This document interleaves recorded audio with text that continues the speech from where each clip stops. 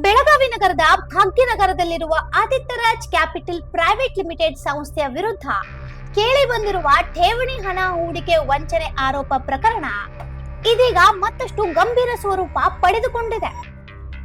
ಪ್ರಕರಣದ ತನಿಖೆಯನ್ನು ಚುರುಕುಗೊಳಿಸಿರುವ ಸಿಐಡಿ ಅಧಿಕಾರಿಗಳ ವಿಶೇಷ ತಂಡ ಬುಧವಾರದಂದು ಬೆಳಗಾವಿಗೆ ಆಗಮಿಸಿ ಮಹತ್ವದ ದಾಖಲೆಗಳನ್ನು ವಶಕ್ಕೆ ಪಡೆದಿದ್ದಾರೆ.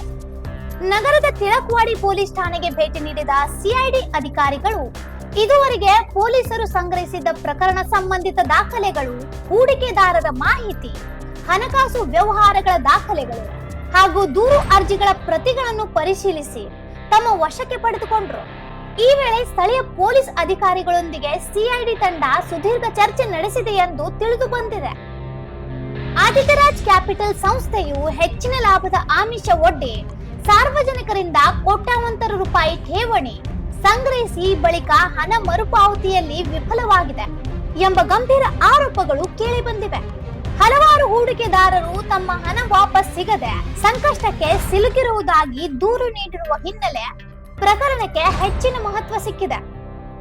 ತಿಳಕವಾಡಿ ಪೊಲೀಸ್ ಠಾಣೆಯಲ್ಲಿ ದಾಖಲಾಗಿರುವ ಪ್ರಕರಣದ ಆಧಾರದ ಮೇಲೆ ಸಿಐಡಿ ತನಿಖೆ ಆರಂಭವಾಗಿದ್ದು, ಹಣದ ಹಾದಿ, ಸಂಸ್ಥೆಯ ಹಣಕಾಸು ವ್ಯವಹಾರಗಳು ಹಾಗೂ ಸಂಬಂಧಪಟ್ಟವರ ಪಾತ್ರ ಕುರಿತು ಆಳವಾದ ಪರಿಶೀಲನೆ ನಡೆಸಲಾಗುತ್ತದೆ.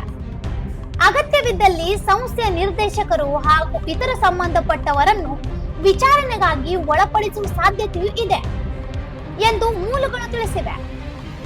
ಪ್ರಕರಣ ಬೆಳಕಿಗೆ ಬಂದ ನಂತರ ಹೂಡಿಕೆದಾರರಲ್ಲಿ ಆತಂಕ ಮನೆ ಮಾಡಿದ್ದು, ತಮ್ಮ ಹಣವನ್ನು ಶೀಘ್ರವೇ ವಾಪಸ್ ನೀಡುವಂತೆ ಹಲವರು ಆಗ್ರಹ ವ್ಯಕ್ತಪಡಿಸಿದ್ದಾರೆ.